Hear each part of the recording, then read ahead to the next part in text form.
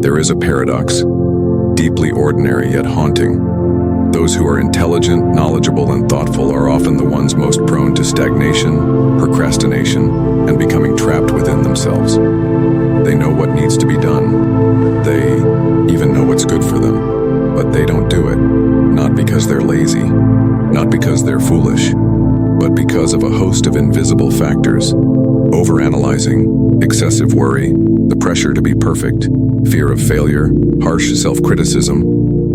All of these create a spiral that locks them between high cognitive ability and paralyzed action. There are people with superior intellect who can't finish a simple project. Former top students, excellent graduates who end up aimless, uninspired, and confused in adult life. People with brilliant ideas and well-laid plans, but year after year, they only talk and never do. They don't understand why, and the more intelligent they are, the better they become at rationalizing their own inertia. Why is that? Is intelligence backfiring? Does deeper understanding and broader foresight lead to more anxiety and inner freezing? Could their sharp, rational minds actually be the very thing pulling them back each day? This article explores the phenomenon of stagnation among intelligent individuals, not to blame, not to criticize intelligence, but to understand, and from that understanding, to heal. Drawing from psychology, real-life experiences, and Stoic philosophy, it will walk you through the subtle mechanisms that cause smart people to get stuck in their own minds. And more importantly, it will show you how to transform intellect into action, awareness into results, and dreams into progress. Because intelligence is not the destination, it is just a tool. And if you don't act, no matter how much you understand, your life will remain still. Stagnation is not from lack of ability, but from having too much. Intelligent people often see more than just one path. They don't just see the choice in front of them. They see the potential outcomes, hidden risks, and complex branches of every decision. And because they see so many possibilities, they get trapped in the maze of their own thinking. The smarter they are, the deeper they analyze. But excessive analysis leads to paralysis. Every possibility has a downside. Every decision carries risk. Every action might bring unwanted consequences. So they make no decision. They wait, they delay, they overthink, and ultimately, they do nothing. Intelligent people also have the ability to foresee problems. They can vividly imagine what might go wrong, what might embarrass them, what might lead to failure. Ironically, the better they are at predicting outcomes, the more afraid they are to engage with reality, because in their minds, failure has already happened 10 times before they take the first step. Stoic philosophy does not teach us to do everything. It teaches us to do what is ours to do. Epictetus emphasized, whatever lies within our control, our thoughts, actions, decisions, do it wholeheartedly. What lies beyond outcomes, others' reactions, biases, let it go. But intelligent people often try to control everything. They want certainty, perfection, foreknowledge, and in that pursuit, they lose the ability to act. The problem isn't laziness, it's that their thinking has overwhelmed them. They think too far, too wide, too deep, and forget that sometimes one small step in the present is worth more than 1,000 imagined futures. So how do we break free? 1. Limit your cognitive scope. Ask yourself, what actually depends on me today? Then focus only on that. Not every question needs to be answered. Not every situation needs control. Narrowing your attention to the present is the first step out of paralysis. Learn to choose without needing the best choice. There's no perfect decision, only the one you actually take. Action creates data, feedback, and adjustment. You can't think your way to a better future. You can only act to build it.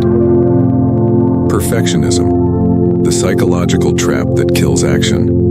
One of the biggest reasons intelligent people don't act is because they won't allow themselves to begin unless it's perfect. Their standards are so high that anything not quite ready gets dismissed. Ideas aren't sharp enough, plans aren't detailed enough, they aren't confident enough, so nothing begins. They associate their identity with getting things right from the start. They fear trying and being bad at it. They fear others seeing them as less than competent. So, as a sophisticated defense mechanism, they delay to avoid facing imperfection. But no one starts out great. All skill is built through clumsy action, mistakes, revisions, and trying again. Starting something imperfectly is not lowering standards, it's accepting reality. Marcus Aurelius reminded himself, "You cannot control the greatness of the outcome, but you can control the beginning, right now, with who you are today." Those trapped by perfection focus too much on results. They think about writing a brilliant book instead of writing one page today. They think about mastering a skill instead of letting themselves be bad for the first week. This future gazing stops them from taking the first step. This kind of stagnation is deceptive. It doesn't look like laziness. It looks like just preparing a little more. But really, it's fear, disguised with a reasonable name. To escape it, let go of perfect. Standards replace, "How do I do this perfectly?" with, "How do I begin with what I have now?" Shifting the goal from perfection to starting will untie the knot that's holding you back. Impose time limits on preparation. Write your plan in 2 days, not 2 weeks. Test a small action for 15 minutes instead of holding the idea for 3 months.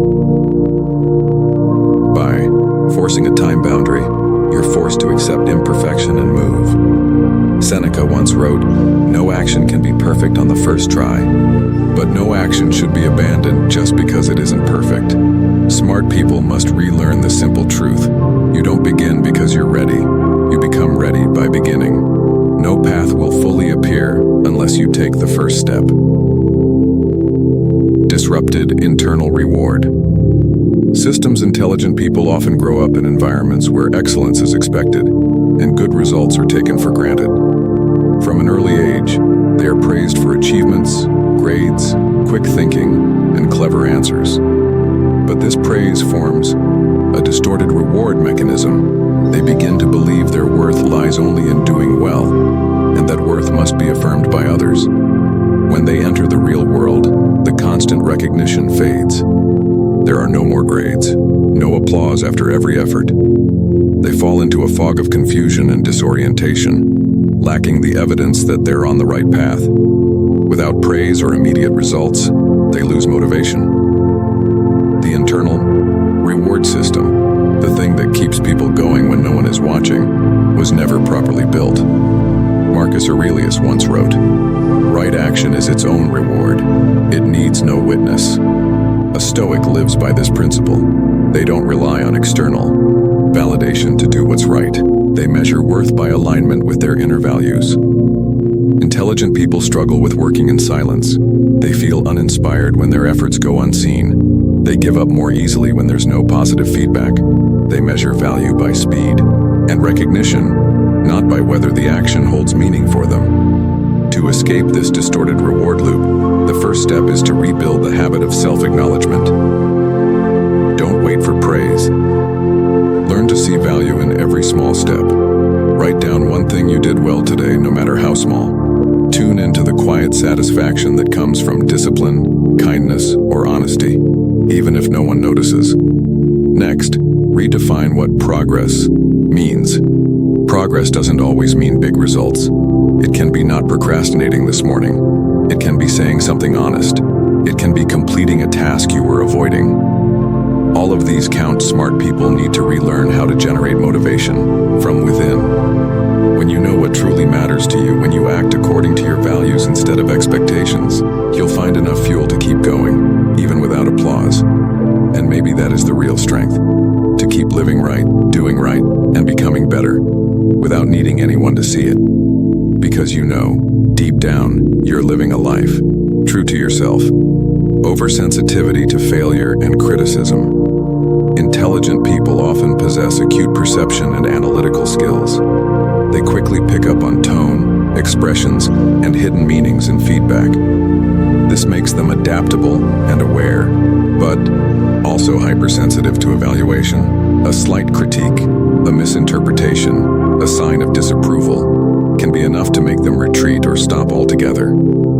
Their fear of criticism isn't just about being judged. They fear damaging the image they've built, the image of being competent, knowledgeable, always right. If they fail, they don't just feel embarrassment. They feel like they've betrayed their own intelligence. The result is serious. They avoid trying things they're not already good at. They hesitate to learn from those who are more skilled. They shy away from environments where they might appear lesser.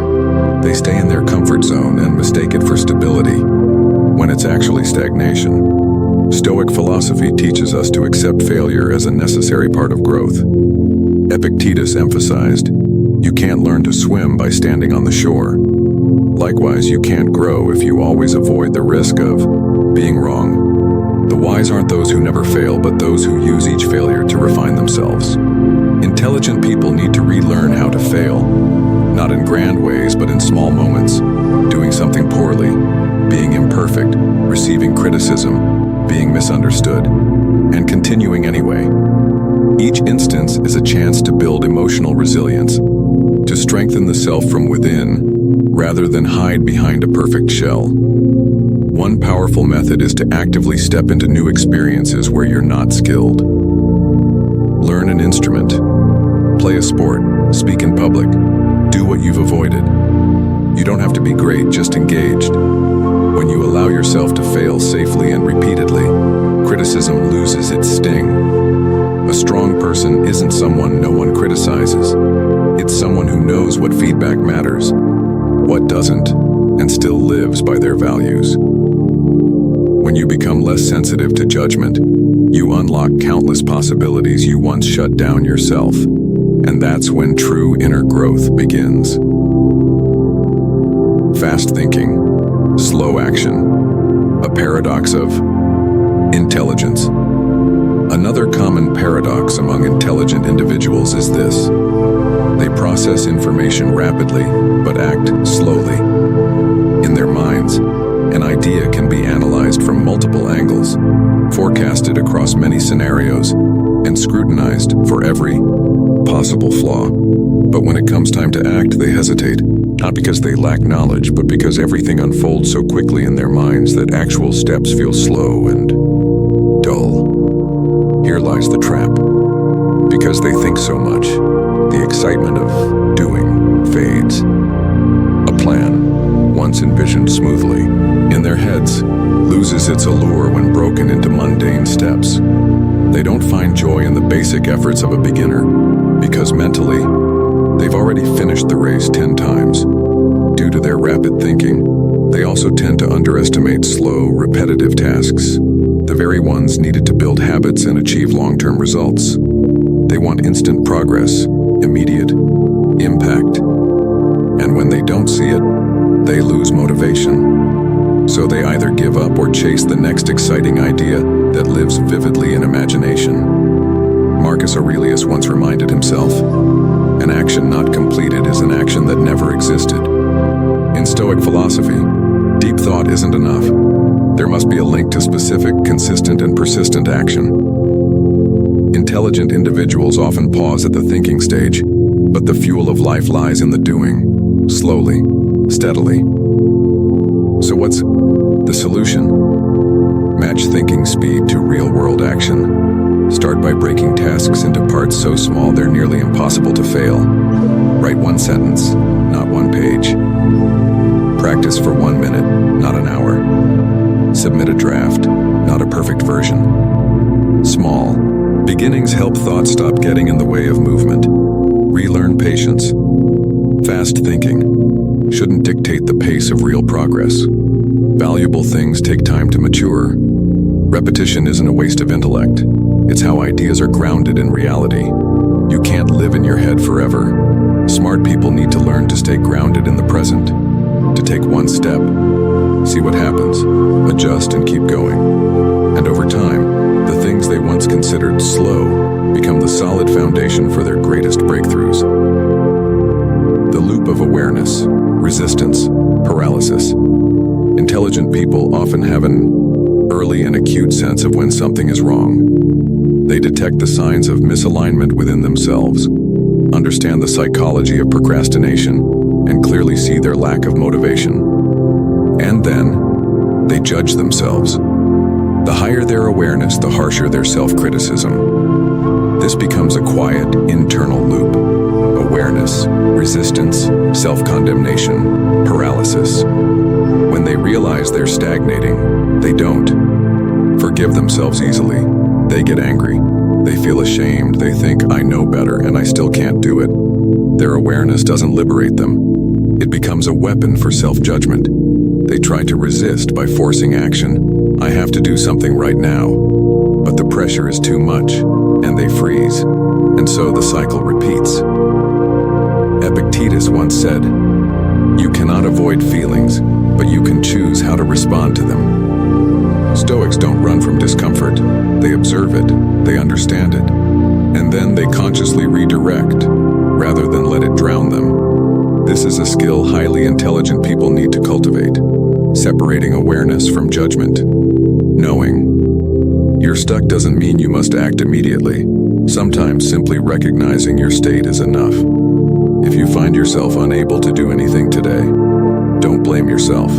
Just acknowledge, I'm not okay today. And that's part of being human. This gentle acceptance is the first step out of the resistance loop, breaking the loop with structured micro-actions. Don't try to fix everything at once. Create a very simple, repeatable daily structure. Write one line. Drink one glass of water. Clean one corner of your desk. When repeated, these small actions rebuild your sense of control, something lost in the whirlwind of overthinking, reaction, and self-blame. Write out your personal loop. When I procrastinate, what do I think? How do I feel? What do I do? Then what do I think next? Seeing the whole chain helps you break one link, and the loop becomes incomplete. You don't have to do much. Just do one thing differently, and from there, your system will begin to recalibrate. Intelligent people often only need a small shift in how they approach things, and they'll lead themselves out of paralysis. But that can only happen when they stop using their awareness to punish themselves and start using it to observe and gently guide themselves.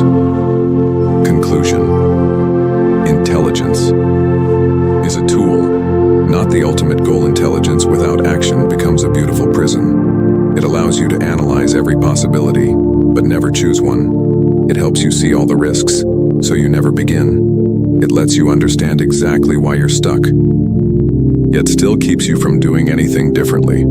Smart people don't stagnate because they're lazy. They stagnate because they're trapped in the depths of their own thinking. They're suffocated by the pressure to be perfect, paralyzed by the fear of being judged, of losing face, of making mistakes. Accustomed to praise, they've never learned how to reward themselves. So sensitive to feedback, they retreat easily. And when unacknowledged, they lose sight of the meaning and effort. None of this is a flaw. It's a sign that you've wandered too far in the realm of awareness and forgotten the root of transformation. Action. Marcus Aurelius once said, "Stop debating about what the good life should be, and just live it." Stoics don't live in ideals. They live in reality, through specific, deliberate, and repeated daily choices. Not needing to be grand, just needing to be in the right direction. If you are an intelligent person feeling stuck, don't try to come up with the optimal strategy for change. Just start. One small action. Sit down. Open the notebook. Write one line. Fold the blanket. Clear the desk. Begin from where you are, with whatever energy you have left. Act first and your intellect will follow. Act first and motivation will arrive after. Act first, and you'll realize you were never useless. Just caught in a loop you have the power to break. Intelligence is a gift, but living a meaningful life is a choice, and that choice doesn't live in your head. It lives in what you do right now.